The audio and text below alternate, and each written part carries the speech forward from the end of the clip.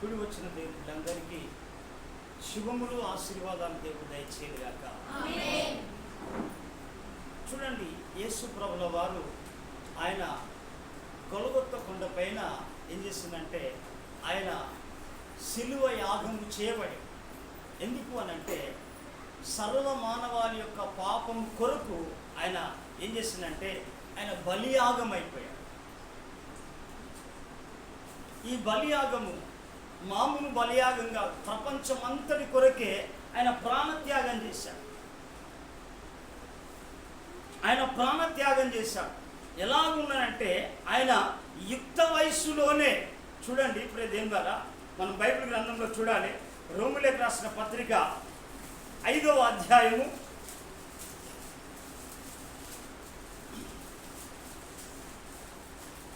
8వ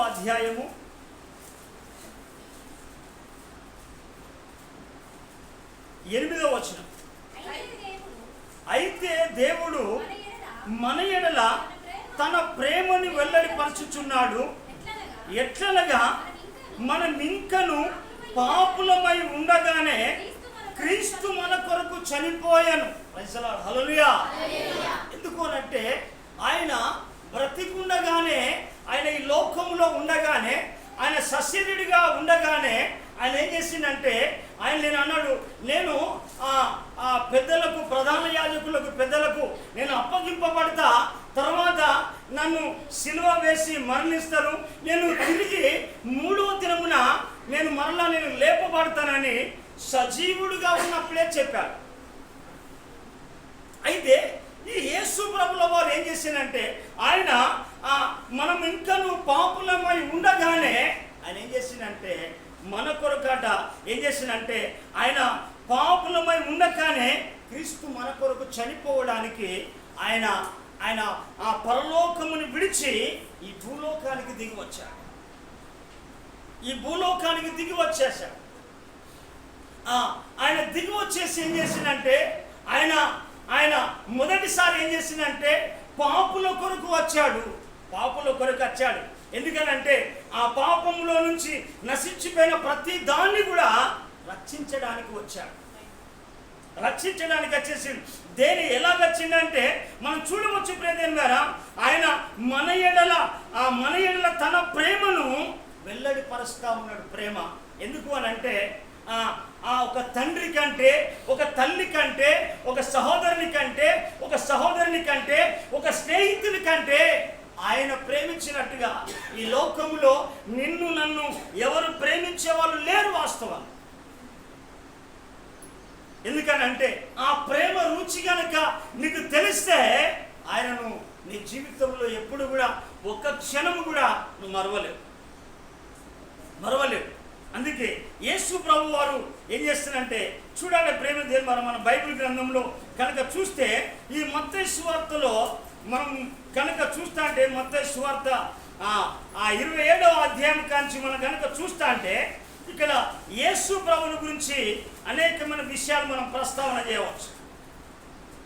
చూడండి, ఆయన 27వ అధ్యాయము చూడండి, 27వ అధ్యాయము 13-14 వచనంలో మనం చదువుదాం.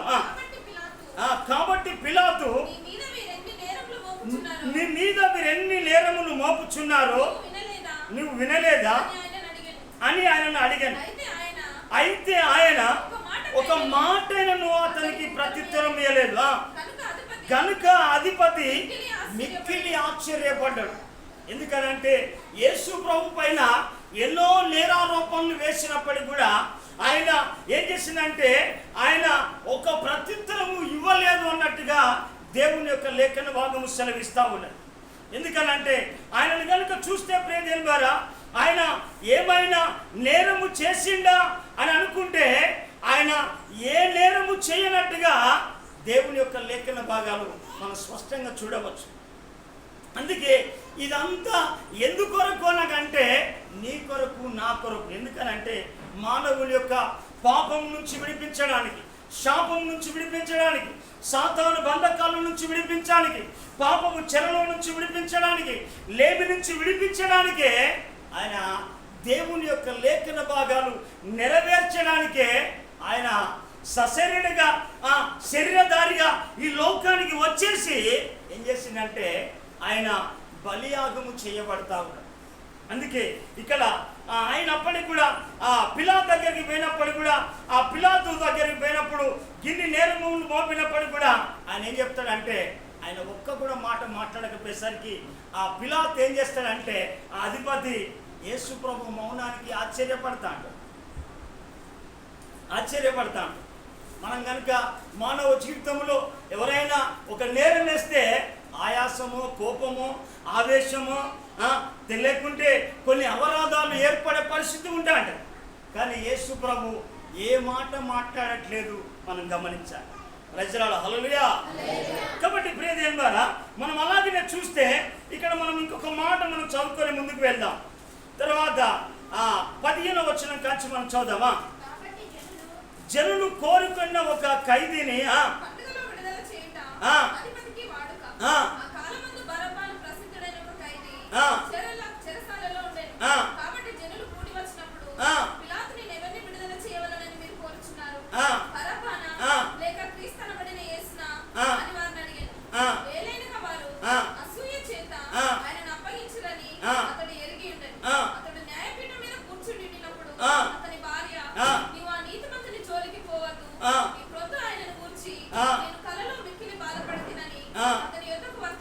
చూడండి ప్రియదేవుని గారా, ఇక్కడ చూస్తే జనాలు ఏం చేస్తున్నారంటే అక్కడ కనుక మనం ప్రస్తావన చేస్తే ఇక్కడ వాళ్ళు పండుగలో నాట ఒక ఖైదీని విడుదల చేయాలని వాడుక ఉన్నప్పుడు ఆ కాలం ముందు ఒక బందిపోటు బరబ్బా కూడా ఉన్నాడు అక్కడ ఆ చెరసాల. అప్పుడు యేసు కూడా ఉన్నాడు అక్కడ. అయితే వాళ్ళందరూ ప్రజలు ఏమంటున్నారంటే మేము బరబ్బాను విడుదల చేయాలా, ఈ యేసుని విడుదల చేయాలంటే యేసు నాట ఏమైపోయిందంటే అసూయ చేత సిలువ వేయండి అని చెప్పేసి బందిపోటు బరబ్బాను కోరుకుంటా ఉన్నాం. ప్రజల హల్లెలూయా. నేడు సమాజం ఏమైపోతుందంటే రౌడీజాన్ని, వ్యాక్సినిజాన్ని, గుండాయిజాన్ని, తర్వాత నరహంతకులను పోగు చేసుకుంటా ఉన్నారు సమాజం. నువ్వు దేన్ని కోరుతున్నావో మనం చాలా గమనించాలి ప్రియ దేవునిగా. మనం దేవుని పిల్లం కనుక దేవుణ్ణి కోరుకుంటున్నామా, దైవ స్వభావాన్ని కోరుకుంటున్నామా, దేవునితో ఉండడానికి మనం కోరుకుంటున్నామా, చాలా గమనించాలి. అయితే వాళ్ళు అనుకుంటా ఉన్నారు మాకు బరబ్బాను కావాలి అంటాడు. బరబ్బా కూడా అంటాడు. ఒకసారి ఏమంటాడంటే బరబ్బా కూడా ఆ సందర్భంలో కలిసినప్పుడు కూడా బరబ్బా కూడా ఒక మాట అంటాడు. ఏం చేస్తాడంటే యేసు నీ దగ్గర జనమున్నదయ్యా, నా దగ్గర బలం ఉన్నది. నీ దగ్గర జనమున్నది, నా దగ్గర బలం ఉన్నది అని ఈ బరబ్బా యేసు ప్రభుని అడుగుతా ఉంటాడు. చూడండి బైబిల్ గ్రంథంలో లూకా సువార్తలో ఉంటుంది. అడుగుతా అంటే అక్కడ యేసు ప్రభు ఏం మాట్లాడుతూ ఉన్నాడో మనం చూడవచ్చు.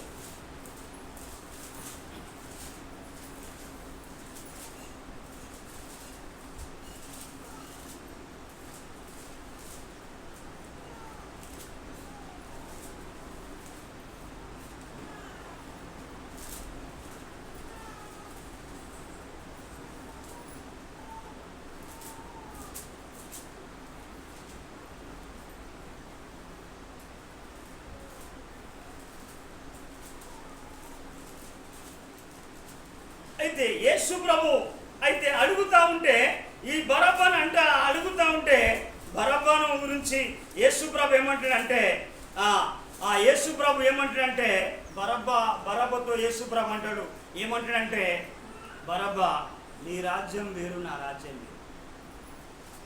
నా రాజ్యము శాంతి మార్గము, నీ మార్గం వేరు, నా మార్గం వేరు. బరబ్బా అని చెప్పేసి బరబ్బాను గురించి మాట్లాడుతూ ఉంటాడు. ఎందుకనంటే చేతులు కలుపమని మాట్లాడినప్పుడు, ఎందుకనంటే ప్రియదేవుని ద్వారా బరబ్బా ఏం చేసిందంటే యేసు ప్రభువు బరబ్బతో చేతులు కలపలేనట్టుగా మనం దేవుని యొక్క లేఖన భాగంలో మనం చూడవచ్చు. చూడండి యోహాను సువార్త 18వ అధ్యాయం.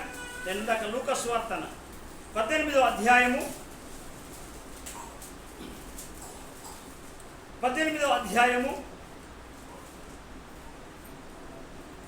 35వ వచనం కాంచి మనం చదువుదామా? అందుకు పిలాతు, ఆ, నేను యూదుడనయ్యేమి, ఆ, నీ స్వజనమును, ఆ, ప్రధాన యాజకులను ఆ, నిన్ను నాకు అప్పగించితిరి కదా, ఆ, నీవేమి చేసితివని అడగగా, ఆ, యేసు, ఆ, నా రాజ్యము ఈ లోక సంబంధమైనది కాదు, ఆ, నా రాజ్యము ఆ, ఈ లోక సంబంధమైనదైతే ఆ, నేను యూదులకు అప్పగింపబడకున్నట్లు ఆ, నా సేవకులు పోరాడుదురు, ఆ. కానీ నా రాజ్యం ఇహ సంబంధమైనది కాదనెను. చూడండి ప్రియదేవుని గారా, మనం గమనిస్తే చూడండి మాటలు కనుక మనం చూస్తే ఈయన యేసు ప్రభు ఇహ సంబంధమైనది కాదు, పర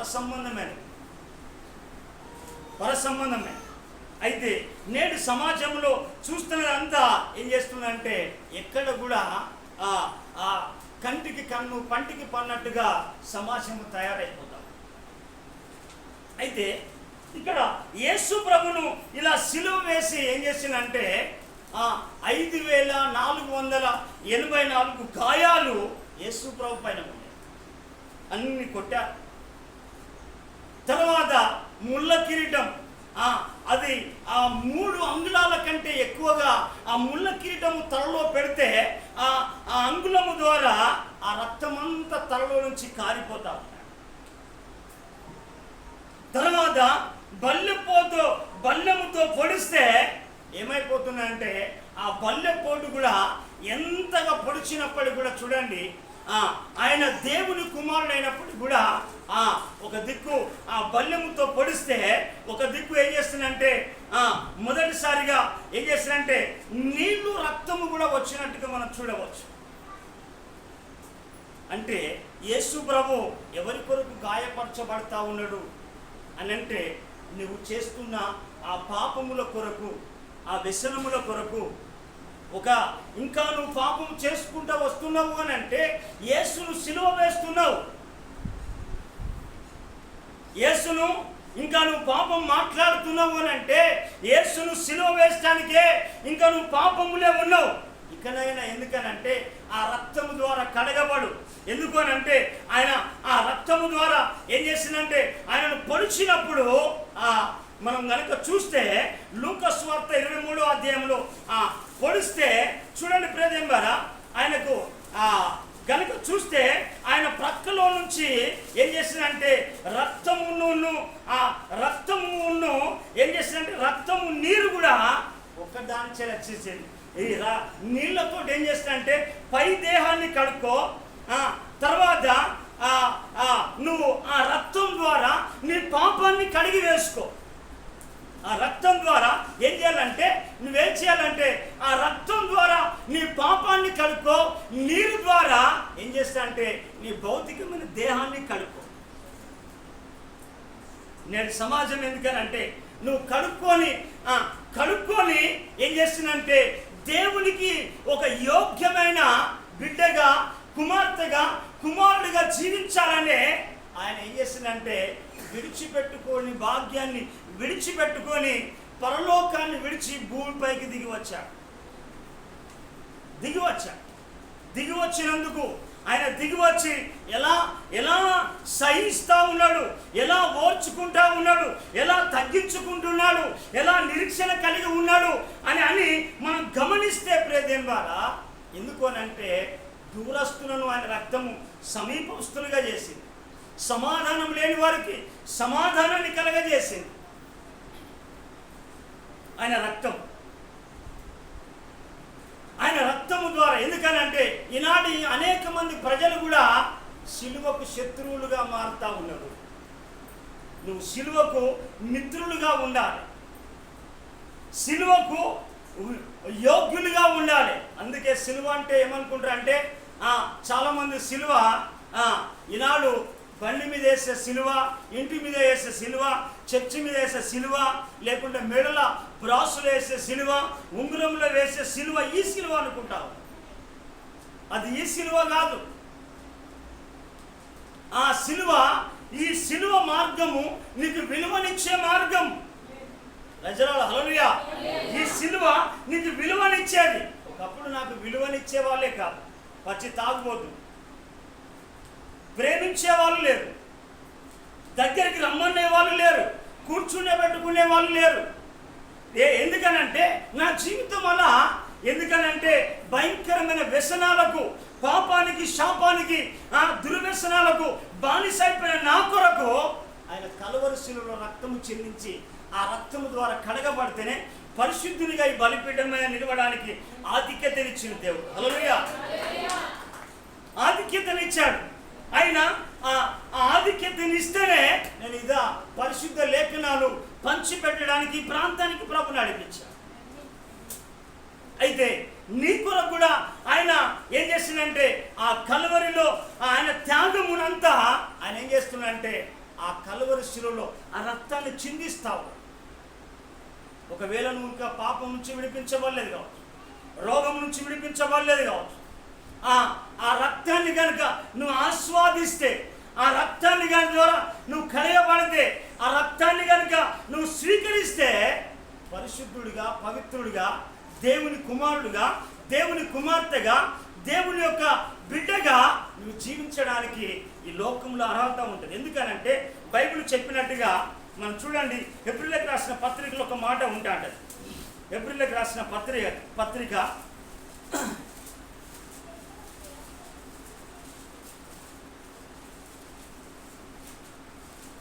ఏప్రిల్కి రాసిన పత్రిక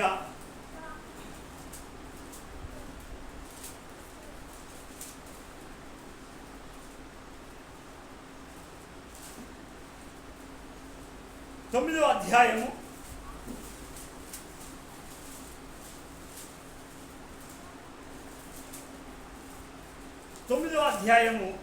22వ వచనం మనం చదువుదామా?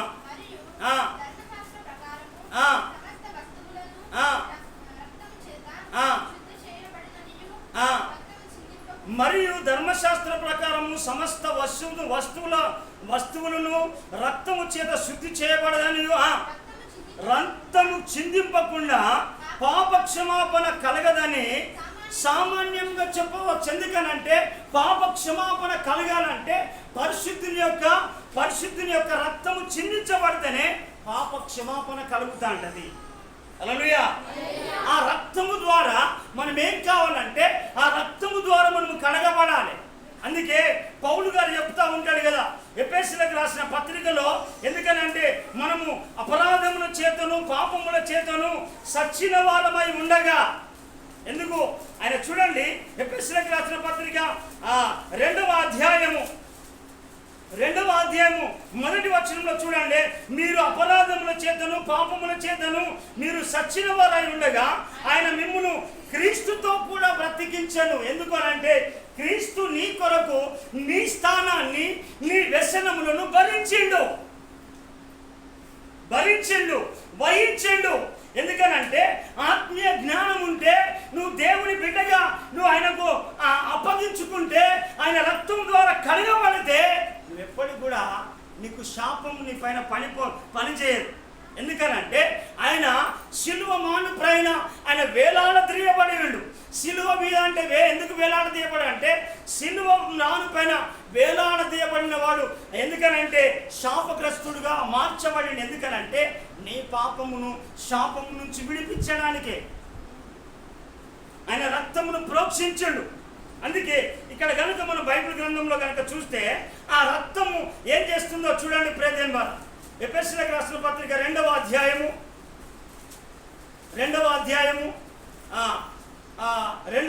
12 నుంచి మనం చదువుదామా? ఆ కాలమందు ఇశ్రాయేలుతో సహపౌరులుగా కాక పరదేశులను, వాగ్దాన నిబంధన లేని పరజనులను, నిరీక్షణ లేని వారును, లోకమందు దేవుడు లేని వారై ఉండి క్రీస్తుకు దూరస్తులమై ఉంటిమి మీరు జ్ఞాపకము చేసుకోండి. ఒకప్పుడు అట్లా ఉన్నాం మనము. ఒకప్పుడు నేను కూడా అలాంటి స్థితిలో ఉన్నా. క్రీస్తును అంగీకరించిన, క్రీస్తు రక్తం ద్వారా కడగబడిన, క్రీస్తు నా కొరకే ప్రాణం పెట్టాడు, క్రీస్తు కూడా నా కొరకే బలియాగం అయిపోయాడని నేను అంగీకరిస్తేనే నేను పరిశుద్ధునిగా తీర్చిదిద్దబడి ఈ పులిపీటి మీద వాక్య పరిచయం చేయగలను.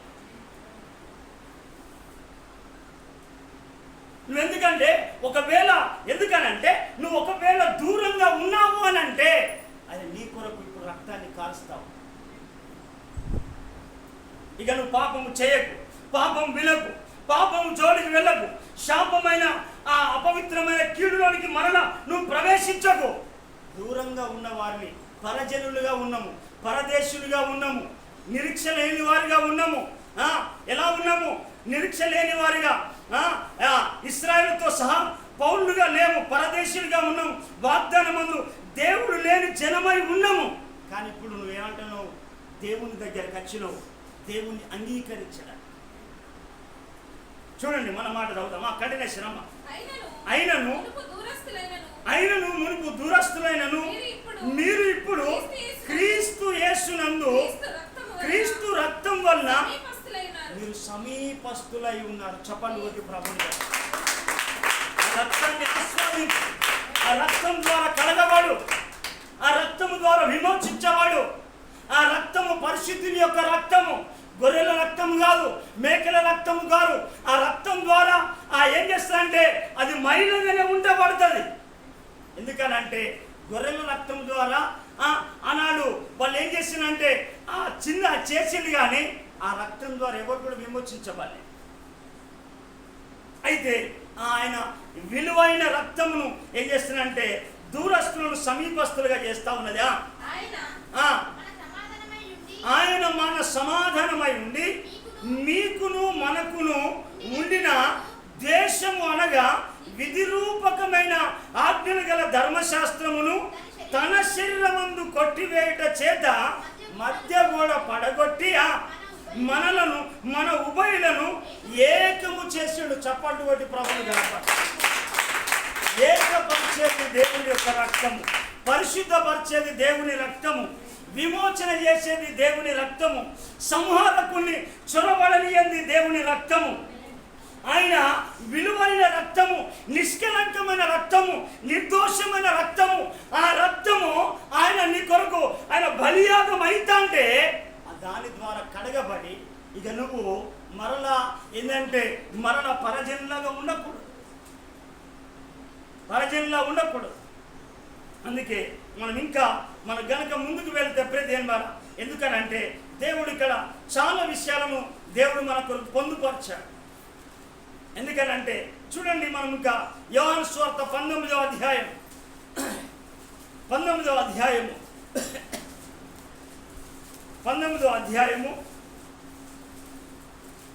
32, 33, 34 వచనాలు మనం చదువుదామా? కాబట్టి సైనికులు వచ్చి ఆయనతో కూడా సిలువ వేయబడిన మొదటి వాని కాళ్ళను రెండో వాని కాళ్ళను విరగొట్టిల్లు. వాళ్ళిద్దరి కాళ్ళను కూడా విరగొట్టిల్లు. ఇద్దరి ఆ సిలువలో ఉన్న ఇద్దరు వ్యక్తుల కాళ్ళను కూడా విరగొట్టిల్లు.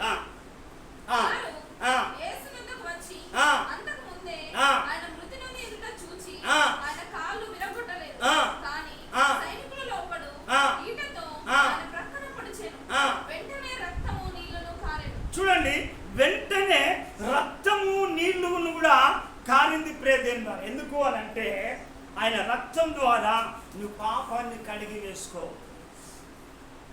నీళ్ళ ద్వారా ఈ భౌతికమైన దేహాన్ని కడుక్కో.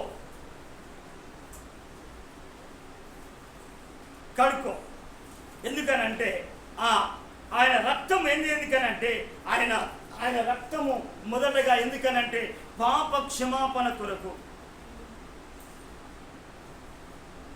అయితే ప్రియదేవరా, మనం కనుక గమనిస్తే ఈనాడు ఎందుకనంటే ఈ శిలువ మరణ యాత్రలో ఎందుకనంటే అనేకులు కూడా పౌలు గారు చెప్పే మాట ఏంటంటే శత్రువులుగా ఉంటా ఉన్నారు, మిత్రులుగా. ఎందుకనంటే దేవుణ్ణి ఎరిగి పాపం చేయడము, శిలువకు శత్రువులుగా మారడం.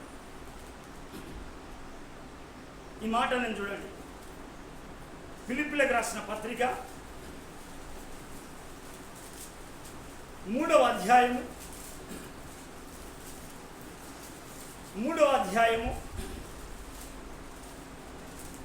17-18 వచనాల. సహోదరులారా, మీరు నన్ను పోలి నడుచుకోండి, మేము మీకు మాదిరి అయి ఉన్న ప్రకారము నడుచుకున్న వారిని గురి పెట్టి చూడండి. ఎలా నడుస్తూ ఉన్నారు దైవజనులు, ఎలా నడుస్తూ ఉన్నారు పరిశుద్ధులు, ఎలా నడుస్తూ ఉన్నారు ప్రార్థన పనులు, ఎలా నడుస్తూ ఉన్నారు. పౌలు ఎలా నడిచాడు, దానియేలు ఎలా నడిచాడు, తర్వాత పేతురు ఎలా నడిచాడు, తోమ ఎలా నడిచాడు, మాదిరి ఎందుకనంటే వారిని గుర్తుపెట్టుకోమని నడుస్తూ ఉన్నాడు. మర్చిపోవడం కాదు. మనిషి అంటే ఆ పేరుకి ఏంటంటే మర్చిపోవుట. అంటే నువ్వు మర్చిపోవడానికి దేవుని బిడ్డగా నీకు అర్హత ఉండదు. నువ్వు మర్చిపోకూడదు. దేవుని ఏ విషయములు తెలుసుకున్నా, ఏ విన్నవి కానీ ఏది కూడా నువ్వు మర్చిపోవడానికి వీల్లేదు. జ్ఞాపకం ఉంచుకోవాలా. ఇప్పుడు 18వ వచనమా, అనేకులు క్రీస్తు శిలువకు శత్రువులుగా నడుచుకొనుచున్నారు. ఎందుకనంటే మరలా పాపం చేస్తున్నావు, మరలా దోషం చేస్తున్నావు, దోషములో పడుతున్నావు, శాపగ్రస్తులుగా మారుతా ఉన్నావు. నేను రక్తము చిందించేది కంటే శాపాస్పదమైన ప్రజలను ఆశీర్వాదాస్పదంగా మార్చడానికి.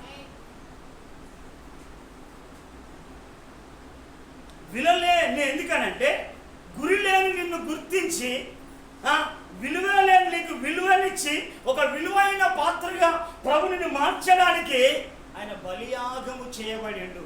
ఎలా బలియాగము చేయబడ్డాడు అంటే ఆయన మోయలేక భయంకరమైన ఎండల్లో, భయంకరమైన శత్రువుల మధ్యలో కొరడాలతో కొట్టబడుతూ ఆ భారమైన ఆ శిలువను మోసుకుంటా ఆయన ప్రయాణం చేస్తా ఉన్నాడు.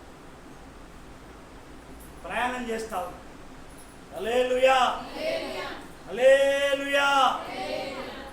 సరే గమనించాలి. మనము దేవుని పిల్లలం కనుక మనం గమనించాలి ప్రదేశంగా.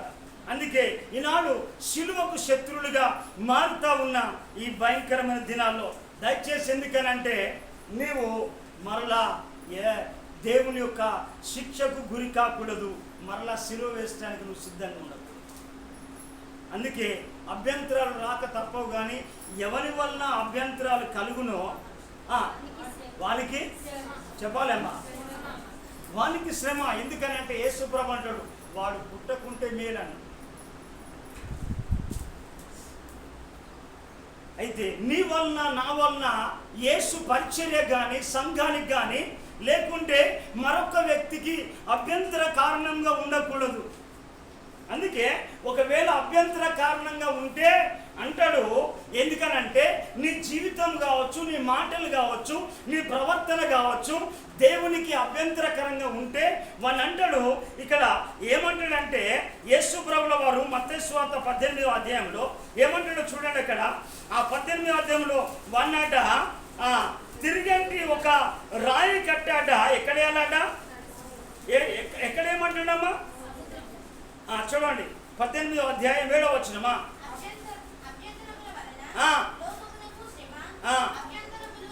6వ వచనం చదువుబిడ్డ.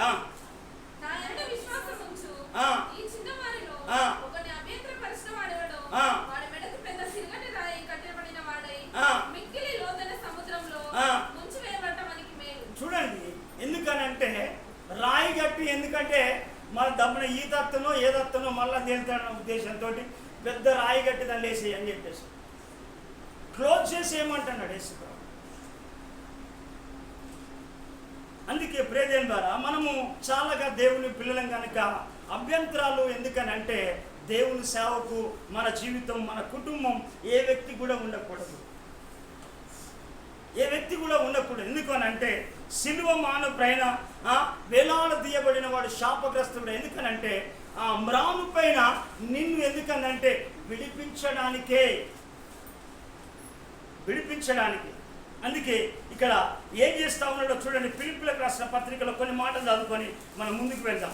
సిలువలో ఒక 2 మాటలు చెప్పేసి నేను ముందుకు సాగుతాం.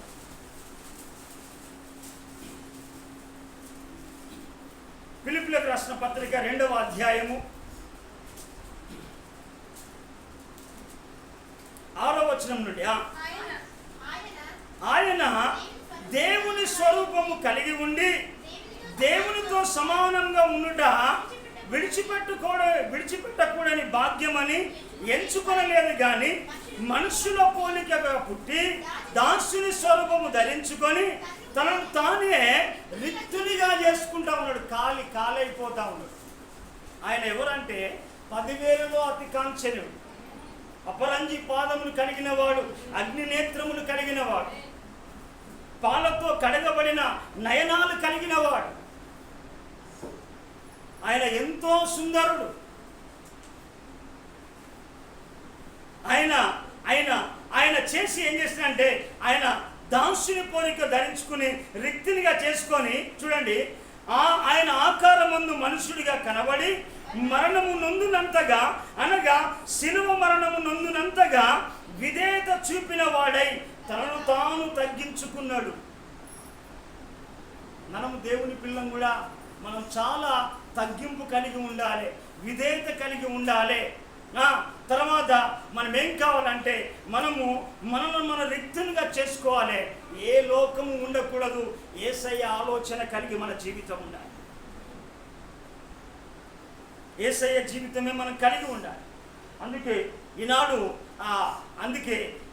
మనం దేవుని యొక్క వాళ్ళంతా యేసు ప్రభును ఆ సిలువ వేస్తున్న సందర్భాలు కనుక మనం చూస్తే ఆయనను భయంకరంగా చిత్రహింసలు పెట్టేశారు, కొరడాలతో కొట్టారు, తర్వాత ఉమ్మి వేశారు, తర్వాత ఆయన వస్త్రాలు పంచుకున్నారు, తర్వాత ఆయనను గాయంపరిచి తర్వాత కొడుతూ ఉంటే యేసు నేను కొట్టిన వాళ్ళు ఎవరో ప్రవచించమని అంట, ప్రవచించమని. అందుకే ప్రియదేవుని వారు మనం గమనించాలి, మనము ఈనాడు సిలువకు శత్రువులుగా కాకుండా, ఎందుకనంటే పేతురు మనం బైబిల్ గ్రంథంలో కనుక చూస్తే పౌలు మాట్లాడుతూ ఉంటాడు. ఇక్కడ ఏమంటాడంటే సిలువల గురించి మాటలు మాట్లాడుతూ ఉంటాడు. గలతీయులకు రాసిన పత్రిక 2వ అధ్యాయము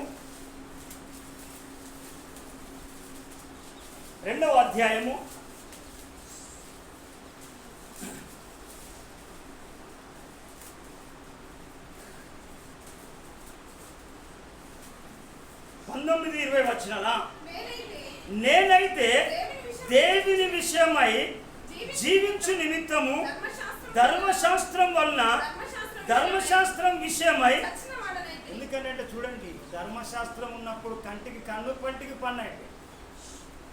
ధర్మశాస్త్రం విషయమై ఏమంటే ధర్మశాస్త్రం వలన ధర్మశాస్త్రం విషయమై నేను సచ్చిన వాడనైతిని. ఇక మరలా పంటికి పన్ను కంటికి కన్ను కాదు.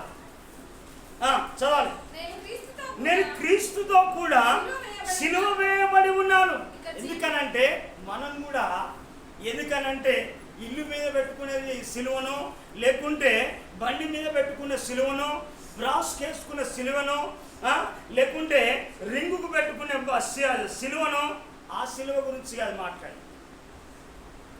మనము సిలువ వేయబడాలి. ఎందుకనంటే యేసు ప్రభు ఎలా ఆ సిలువ మార్గం ఎక్కడికంటే ఆ సిలువ విలువనిస్తా అంటే, ఆ సిలువ నీకు ఏం చేస్తా అంటే నిత్యత్వంలోనికి నడిపిస్తా అంటే. సిలువ లేకపోతే నడవలేవు, సిలువ లేకపోతే సింహాసనం చేరలేవు. నీ సింహాసనము నన్ను చేసుటకు సిలువను మోయుట ఏంటిదట సిలువ. ఎందుకనంటే నువ్వు సింహాసనము చేరాలి అని అంటే సిలువ నీకు ఉండాలి. అందుకే ఇక్కడ పౌలు అనే మాట ఏంటంటే నేను క్రీస్తుతో కూడా సిలువ వేయబడి ఉన్నాను అంటే నువ్వు సిలువ వేయబడాలి క్రీస్తుతో కూడా. అయితే ఈనాడు సానుభూతి ఏంటంటే యేసయ్య సిలువ పడ్డాడు, ఆ యేసయ్య కొరకు ఏడుస్తూ ఉంటాడు. అయ్యా నా కొరకు ఏడుస్తా అంటే నా కొరకు, నా పాపముల కొరకు, నా రోగముల కొరకు అని ఏడుస్తూ ఉన్నారు. అక్కడ అందరు ఏడుస్తా అంటే యేసు ప్రభు చెప్పిన మాట ఏంటిది? లూకాసు వార్త 23వ అధ్యాయం 34 వచనం ఏమంటాడు? ఆ మాటేనా? చూడండి, అదేనా? చూడండి, అమ్మలారా అక్కలారా నా కొరకు ఏడవకండి, మీ కొరకు మీ పిల్ల కొరకు ఏడవండి. ఎన్నమాట మరి? ఎందుకనంటే యేసు ప్రభు చెప్పే మాట. ఎందుకనంటే నీ సానుభూతి యేసు ప్రభుకి అవసరం లేదు, నువ్వు సిలువ వేయబడాలి. ఎందుకనంటే ఆ సిలువను ఎందుకనంటే ఉంగురంలో ఉన్న క్రైస్తవులని ఈ సిలువ పెట్టుకొని చూంచే కథ కాదు, ఇది వేషధారణతో కూడిన జీవితం. అక్కడ ఏమంటాడు? దొరికిందమ్మా 28వ వచనం చూడండి. యెరూషలేము కుమార్తెలారా, నా నిమిత్తము ఏడవకుడి. నా నిమిత్తము వేడవకుడి, మీ నిమిత్తమును మీ పిల్లల నిమిత్తమును ఏడవండి ఏడవండి. ఎందుకనంటే నీ పిల్లలు దేవునిలో ఎదగాలని, నువ్వు శాపం నుంచి విడిపించబడాలని, లేమి నుంచి విడిపించబడాలని, అపవిత్రత నుంచి విడిపించబడాలని, కీడు నుంచి విడిపించబడాలని ఏడవాలి. నువ్వేదో యేసు ప్రభు కొరకు సానుభూతి చూపించడానికి యేసయ్యా అని చెప్పేసి ఇలా 2 కర్చీపులు తీసుకొచ్చుకొని ఏడవకుండా ఏడ్చుకుంటగా అట్లాగా పాపం చేయకుండా ఉండడానికి ఏడు. లోకాశల్నిలోకి రాకుండా నువ్వు వేడు, లోక తలంపులు రాకుండా నువ్వు ఏడు, దేవుల్లో నేను నిలబడలేకపోతున్నానని ఏడువు, ప్రార్థన చేయలేకపోతున్నానని ఏడువు, లోకము నీలోనికి రాకుండా నువ్వు ఏడువు. అందుకే చూడండి ఇక్కడ ఏమంటాడంటే పౌలు, నేను క్రీస్తుతో కూడా సిలువ వేయబడి ఉన్నాను, ఇక జీవించువాడు నేను కాను, క్రీస్తే నా యందు జీవించుచున్నాడు. చూడండి ఏమంటున్నాడు పౌలు చెప్పే మాట. ఒకప్పుడు హింసకుడు హానికరుడు ఆయన. ఒకప్పుడు ఆయన ఎవరంట అంటే ఆయన హింసకుడు, హానికరుడు, దూషకుడు, క్రైస్తవులను హింసించినవాడు, క్రైస్తవులను చంపినవాడు, ధర్మశాస్త్రాన్ని ఎరిగినవాడు, ధర్మశాస్త్రంలో ఆ గమాన్యుని పాదం దగ్గర ఆయన అంత సమస్తమును ఎరిగి నేర్చుకున్నవాడు. ఆయన క్రీస్తును అంగీకరించిన తర్వాత ఆయన అంటూ ఉన్నాడు, నేను కూడా క్రీస్తుతో కూడా సిలువ వేయబడి ఉన్నాను. హల్లెలూయా. నీకు లోపల నువ్వు సిలువ వేయబడితే నీ కుటుంబానికి నీకు విలువ ఉంటుంది. నువ్వు సిలువ వేయబడకపోతే నువ్వు ఎందుకనంటే ఒక విలువైన వ్యక్తిగా మార్చబడింది. గురిలేని నన్ను గుర్తించినావే, ఎనలేని ప్రేమను చూపించిన. ఎందుకు దేవుడు నిన్ను గుర్తిస్తా ఉన్నాడు? నిన్ను విడిపించా, నువ్వు రావాలి, వెల్కమ్, నువ్వు సిలువ వేయబడాలి, దేవునికి సాక్షిగా బ్రతకాలి. అందుకే ఇక్కడ అంటాడు పౌలు చెప్పే మాట, నేను ఏమంటే క్రీస్తు కూడా సిలువ వేయబడినాను, ఇక జీవించువాడు నేను కాదు, క్రీస్తే నా యందు జీవించుచున్నాడు. క్రీస్తు నీలో ఉన్నాడా? క్రీస్తు ఉంటే నీకేది కొదవ ఉండదు, నీ కుటుంబంలో సమాధానం ఉండదు, నీ కుటుంబంలో శాంతి ఉండదు, నీ కుటుంబంలో ఆశీర్వాదం ఉండదు, నీ కుటుంబంలో క్షేమం ఉంటుంది, నీ కుటుంబంలో దేవుని యొక్క కృప ఉంటాడు. ఎప్పుడు కూడా దేవుడు నిన్ను దూరం కానీ. అందుకే అక్కడ పౌలు చెప్పే మాట అని అంటాడు, నేను ఇప్పుడు శరీరమందు జీవించుతున్న జీవితము నన్ను ప్రేమించి నా కొరకు తాను అప్పగించుకున్న దేవుని కుమారుని అందరి విశ్వాస మూలంగా నేను జీవిస్తున్నాను. చెప్పలు కొట్టి ప్రభువు విశ్వాస మూలంగా నేను జీవిస్తున్నాను అంటాడు. అందుకే ప్రేదేం ద్వారా నేను చివరికి ఒక మాట చెప్పేసి నేను ముగిస్తాను. ఎందుకనంటే నేడు క్రైస్తవ సమాజం ఏమైపోతుందంటే కనుక చూస్తే అనేకుల జీవితాల్లో ఎందుకనంటే దేవునికి సాక్షులుగా బ్రతకట్లేదు. ఇంకొక మాట చెప్పేసి నేను ముగిస్తాను. చూడండి ఇక్కడ అదే గళితులకు రాసిన పత్రిక 6వ అధ్యాయము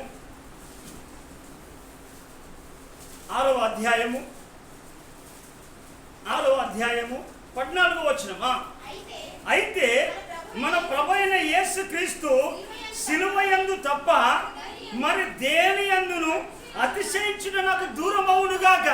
ఎందుకనంటే క్రీస్తు యందే మనం అతిశయించాలి, శ్రమల యందే అతిశయించాలి, సిలువ యందే అతిశయించాలి. మనము లోకములో అతిశయించకూడదు. అందుకే ఇక్కడ మాట్లాడే మాట ఎందుకంటే ఏమంటే నాకు ఒకవేళ నేను దేని అందైనను ఇక నేను అతిశయిస్తే అది నాకు దూరం అవునుగాక, దానివల్ల నాకు లోకమునకు నేనును ఏంటిదట, నాకు లోకమునకు ఏం చేసినట, నాకు లోకమునకు నేనును కూడా ఏం చేయబడ్డాం, సిలువ వేయబడింది. పడవ సముద్రంలో ఉండి ముందుకు సాగుతూనే పడవ గమ్యము చేరుతుంది. ఒకవేళ పడవ ఒక చిన్న రంధ్రమై ఆ పడవలోకి సముద్రంలో నీళ్లు కనుక వస్తే ఏమైపోతుంది? చెప్పాలి మునిగిపోతుంది. విశ్వాసి విశ్వాసముతోనే ముందుకు సాగాలి. విశ్వాసి లోపలికి లోకం వస్తే లోకములో మునిగిపోతాడు, లోకాశలో మునిగిపోతాడు, లోక కార్యాల్లో మునిగిపోతాడు. లోకంలో ఉన్నదంతా శరీరాశ నేత్రాశ జీవపుడంబాలు. అందుకే అక్కడ ఏమంటే పౌలు చెప్పే మాట, ఎందుకంటే నాకు లోకమునకు నేను కూడా సిలువ వేయబడినాము. అందుకే ఈనాడు క్రైస్తవ సమాజం ఏం కావాలంటే, చాలామంది నేను ఇంకొక సత్యాన్ని తెలుస్తాను. ఎందుకనంటే సిలువ యాత్రలు చేస్తున్నాడు. ఆ సిలువ యాత్ర కాదు, నీకు సిలువ ఉండాలి. పాపం చేయకుండా, లోకము నీలోనికి రాకుండా, లోకాంశలు రాకుండా, వేశ్యధారణ లేకుండా నువ్వు రావాలి. అందుకే యేసు ప్రభు చెప్పిన మాట, ఒక మాట చదువుకొని మనం ప్రార్థన చేద్దాం. ప్రేదేంగా ఇక్కడ యేసు ప్రభు చెప్తా ఉంటాడు. ఏం చెప్తా ఉంటాడంటే చూడండి, ఇక్కడ మాట మత్తయి సువార్త 16వ అధ్యాయము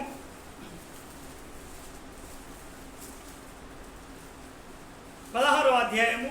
ఎందుకు అనంటే ఆ సిలువ ఈనాడు లేదు. ఎందుకనంటే అదే సిలువ అనుకుంటున్నారు. ఎందుకనంటే ఇందాక నేను కాజుపేట ప్రాంతానికి మా పాపని తీసుకొచ్చాను. ఎందుకంటే అక్కడ కూడా సిలువ యాత్ర జరుగుతాను.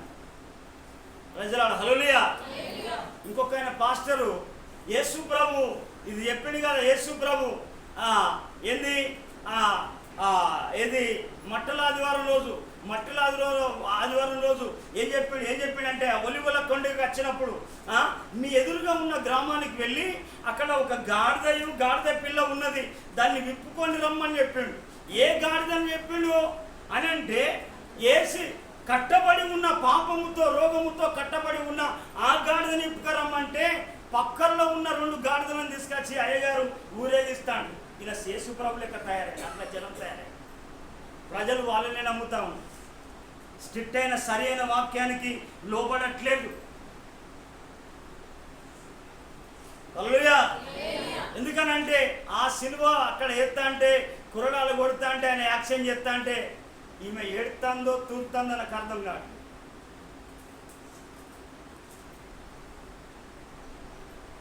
తర్వాత అక్కడ ఆయన గాడిద మీద పోతాడు. సమాజం ఎట్లా తయారవుతుంది? వాక్యానికి మనకు సంబంధం లేని జీవితం, దేవునికి దూరమైన జీవితం. అందుకే యేసు ప్రభు ఇక్కడ చెప్పాడు. ఎందుకు అని అంటే ఇక్కడ ఏ విషయాన్ని చెప్తాడు? 16వ అధ్యాయము చివరి మాట, 16వ అధ్యాయము 23 నుంచి మనం చదువుదామా?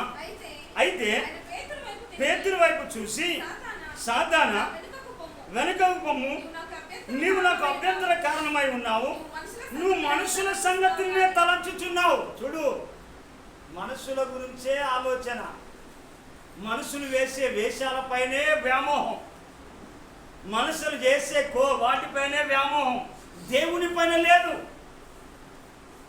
ఎందుకనంటే దేవుని పైన ఉంటే నీ చరిత్ర ఎప్పుడో మారు. దేవుని పైన ఆలోచన పౌల్లా కనుక నువ్వు సిలువ వేస్తే క్రీస్తే నీలో ఉంటా అంటే, క్రీస్తు మాటలే వస్తా అంటే. బతాయిని మిడితే బతాయి రసం వస్తుంది, యాపిల్ని మిడితే ఆపిల్ రసం అవుతా ఉంటుంది. తర్వాత ఇంకా దేన్ని విడినా నిమ్మకాయని మిడితే నిమ్మరసమే వస్తా అంటే, వేరే రసం రాదు. నువ్వు క్రీస్తు అయితే నిన్ను పిండితే క్రీస్తు బయటికి వెళ్తాడు.